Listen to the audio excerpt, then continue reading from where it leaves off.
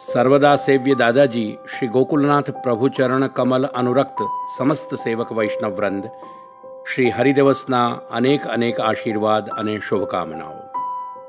ભક્તિ સિદ્ધાંતના પ્રમાણ વચન જણાવે છે કે શ્રી હરિ અમલ ભક્તિ એટલે કે નિર્મળ ભક્તિ અર્થાત પોતાના સેવ્ય સેવક ભાવમાં કોઈ પણ જાતનું છલ કપટ લાવ્યા વગર શુદ્ધ અંતઃકરણથી જે સ્નેહ કરવામાં આવે તો તેવા સ્નેહથી જ શ્રી પ્રભુ પ્રસન્ન થાય છે.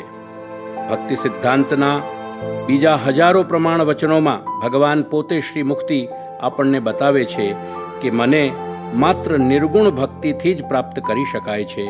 યોગ્ય અધિકારી મને પોતાની વિશુદ્ધ ભક્તિથી વશમાં કરી લે છે. હું માત્ર ભક્તિ વડે જ પ્રસન્ન થાઉં છું.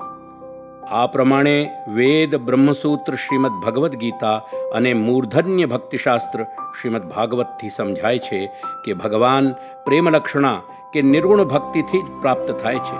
આ પ્રેમલક્ષણા ભક્તિ આત્મનિવેદન કે બ્રહ્મ સંબંધથી સિદ્ધ થાય છે. શ્રી ભગવાન શ્રી ઉદ્ધવજીને બતાવે છે કે જેઓ અહમ મમ અને અહમ મમ સાથે જોડાયેલી દેહ, ઇન્દ્રિય, પ્રાણ તથા અંતઃકરણ, ઘર બાર વગેરેમાંથી હું અને મારાપણાની મિથ્યા સમજ દૂર કરી ભગવદીયપણાની બુદ્ધિનો પરિપાક થતાં આત્મનિવેદન સિદ્ધ થાય છે. તેમજ આ ત્રિલોકીની રચના ભગવાને રમકડાની માફક પોતાની સ્વચ્છંદ ક્રીડા માટે કરેલી છે.